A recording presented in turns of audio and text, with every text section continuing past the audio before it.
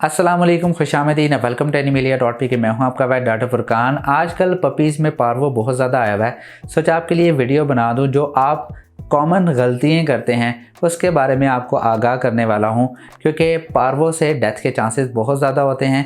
तो इसलिए ये वीडियो एंड तक लाजमी देखिएगा। फ़र्स्ट ऑफ़ ऑल, जो लोग आम गलती करते हैं वो छोटा सा पपी उठा के ले आते हैं, 15 दिन का, 20 दिन का।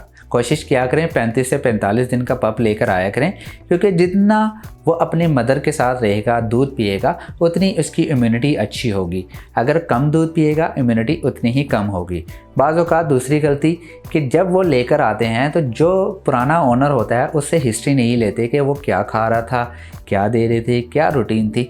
जब आप घर पर लेकर आए, आपने उसकी रूटीन तब्दील की, क्योंकि जो पपीज़ होते हैं उनका मैदा बहुत ज़्यादा वीक होता है। अगर आप उसको खुराक तब्दील कर देंगे, उसको मोशन और उल्टी लगने के चांसेस होते हैं। अगर उसको मोशन और उल्टी लग जाते हैं तो एक इम्यूनिटी जो जिस्म के अंदर होती है वो आहिस्ता आहिस्ता डाउन होती है, वो डल होता है। वायरस को एक टाइम मिल जाता है, एक माहौल मिल जाता है वहाँ पे ग्रो होने का। तो इसलिए अक्सर औक़ात इस वजह से पार्वो आ जाता है।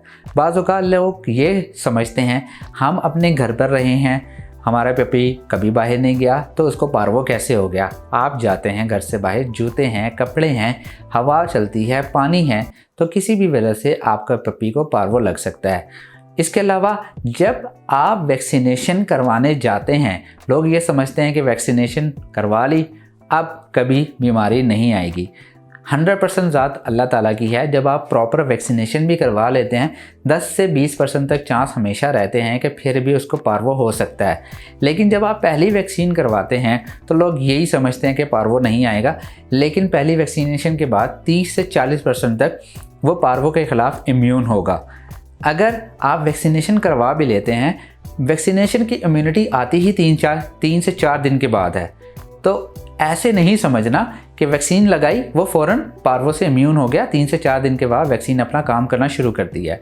इसके अलावा जो कॉमन गलती हैं जो सियाने लोग करते हैं वो यही करते हैं कि वैक्सीनेशन एकदम 4 से 6 बीमारियों की लगा देते हैं।